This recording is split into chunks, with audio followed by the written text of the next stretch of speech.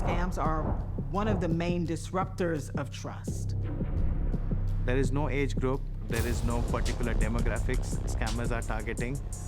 We see a strong rise in authorized payments. We're moving from malware and hacks to the criminal convincing the person to send money.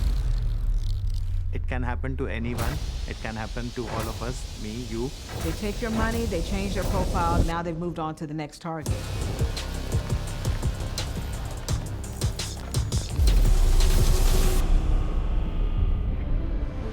I was contacted by an elderly lady. Are you George Abraham? And I said, yes, I am. I invested 800,000 euros and it proved to be fake. And George is now helping me to recover the money. But I said, madam, I'm George. You're not speaking to George. He is the scammer and he's trying to get more money from you. And she said, let me discuss with George. Then she hung up. Let's talk about investment scam. It's a completely different scam type, but it can have an impersonation angle to it because maybe the person is pretending to be a financial advisor with a well-known investment entity that you've heard the name of before. These kind of scams are very difficult to stop, to detect as well, because it's an individual's account, it's an individual's credentials, they use their own device, even for psychologists or the bank officials, so very difficult to stop. The scam has gotten so profitable for the criminals. It's the leading crime that's taking place right now today and has been growing incredibly. The reported loss figures for investment scams was $6.5 billion for 2024 to the FBI. Nations like Brazil, Argentina, South Africa, Kenya, and of course Southeast Asia, we see that part of GDP being lost in scams might be 1 or even 2%. There are some estimates that put the cost of cybercrime reaching $15 trillion by 2029, and that sounds absolutely correct, maybe even a little low. So if you see the scam chain, it starts from internet, it comes to mobile devices or telecom operators. From there it flows into social media channels or social media apps. There are so many actors involved now, and for any particular institution or entity to solve this challenge alone is very difficult. Scammers are great marketeers and great social engineers. They are not doing this for the first time. They have scripts, they have tested their work hundreds and even thousands of times. They know how our minds work, and they built up a relationship of trust which is very hard to break. So there's a lot of synergy between romance and investment scams, but there's a difference between the romance and investment scams as well. Investment scams promise a return. So investment scams kind of mix in between the urgency and the romantic relationship. They're providing the victim with an investment opportunity, something that has guaranteed returns, is extremely exclusive. It's a low-risk investment opportunity. But it starts small, and then that grows over time. Investment scams capitalize on a romantic relationship first, because that's that big ask at the end. There are so many hybrid romance investment scams that also target younger users who have heard a lot about crypto, are interested in it. If they post all over their social media about hustle culture and how they're going to be a millionaire before they're 30, and they're always talking about investing and that next big thing, oh, they're going to hit them with an investment scam. The younger generations are maybe also slightly more impulsive, and they take more chances. And as a result, we now see that younger, highly educated people are being scammed more than other demographics. There are success stories of people who invested legitimately in crypto and became, certainly very quickly, became quite wealthy. And so when you hear that, you go, well, this could be real, and I trust this person. You don't want to miss out on this opportunity. You don't want to stall everyone else who may be invested in this as well. Not only are you affecting me, but you're affecting other investors, and we all have a shared interest in making this work, so I need your money. We see that scammers are adopting AI very, very quickly. So they identify people on social media, then they start to target them with AI-generated messages. Once they reply to that message, they take them to a fake investment website, and the entire process is managed by AI. So they might send $1,000 into the website, and all of a sudden, A week later, they're seeing a 30% profit. And this obviously encourages them to put more money into the website. And just to make sure that this website really functions, the victim will try to withdraw the money. And the first couple times they'll be able to withdraw the money. So pretty soon the victims go ahead and transfer their entire savings accounts. And when they go to withdraw the funds, the criminals will then at that point tell them that they have to pay fees or taxes, and no, they can't be deducted from the amounts that are already in this fictitious website.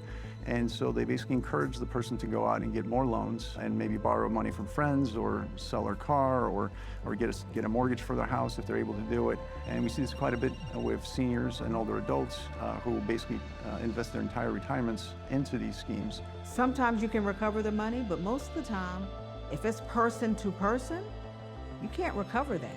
That's why this is such an important topic, and that's why this topic is growing so much. The way the scammers act, they change profiles very quickly, so they're hard to trace, they're hard to track down, and to recover that type of money, it's hard to do.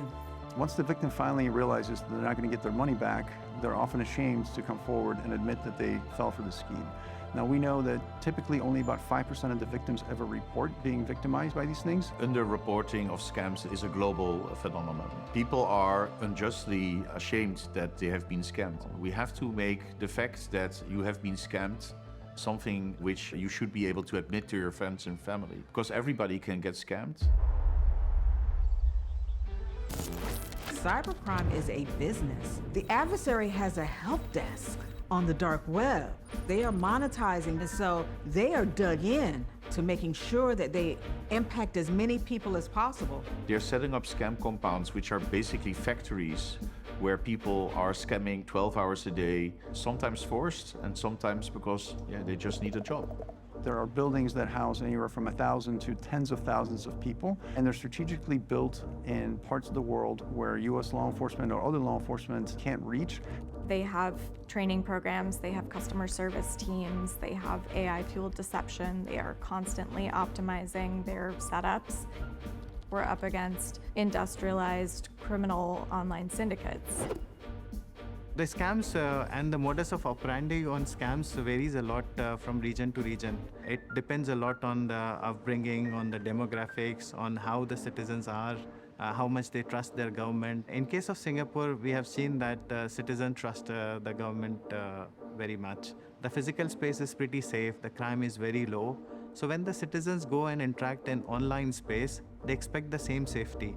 They think that they can rely on the person on other side, which is not true. What we are trying to do with our members and with our partners is try to raise the cost of scamming. Because it's now very easy to set up a company without any verification. Then we have to lower the chance of success by educating consumers more and continuously inoculating them against scams and really help them then identify scams better. And finally, we need to work together with all the governments and law enforcement to catch the scammers. Because if we don't catch the scammers, it's a free crime and the problem will only grow. I'm a strong believer of data sharing because it can supercharge our fight against scams. The nature of the scams are cross-border. You need to collaborate more, you need to share more. We want to have the government agencies continue to work with the private sector and identify strategies that could be automated to protect businesses and individuals from becoming victimized by these different scams. I'm a big fan of what happens in Singapore with the National Anti-Scam Center and in the United Kingdom with Action Fraud. So there's very clearly one place where consumers can report a scam. And that is not only making it easier for the consumer, it is also important because it allows a fast aggregation and analysis of data. And as a result, law enforcement can act faster. So we're on the other side of that, making sure we collaborate with everyone so that we're impacting on the good side. MasterCard came out with two of our solutions, Trace and Consumer Fraud Risk, which essentially looks the network behavior in place. So instead of having a singular view between financial institution, it takes into consideration the network view, and we are able to do a predictive scoring on any transaction before actually the user commits on the transaction. That became very effective in UK, and it's the only country which has reported a downturn on scam numbers by 24%. We get to collaborate unselfishly.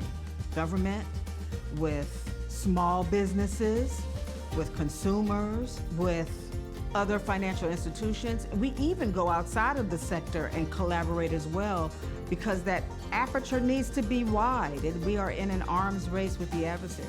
And we have to make sure that we're doing the right thing across not just one government system, but all government systems, everywhere that we have customers. We just hosted the largest summit of Global Anti-Scam Alliance. We had law enforcement agencies, governments, anti-scam command centers, private sector institutions, entities like Interpol, Europol joining us. We had many victims who came on board and shared their stories so that we can educate more and more people.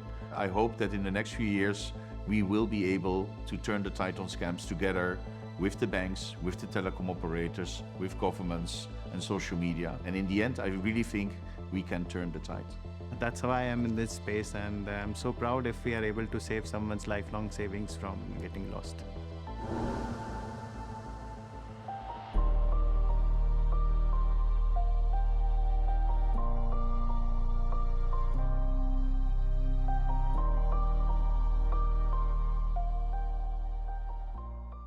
The romance scam at its core is emotional fraud. It starts out slow. I think the name of the game with these romance scams is incrementality. We all want to be loved, don't we? And we all want happiness, so that's what I was looking for. And I guess that's what he was giving me.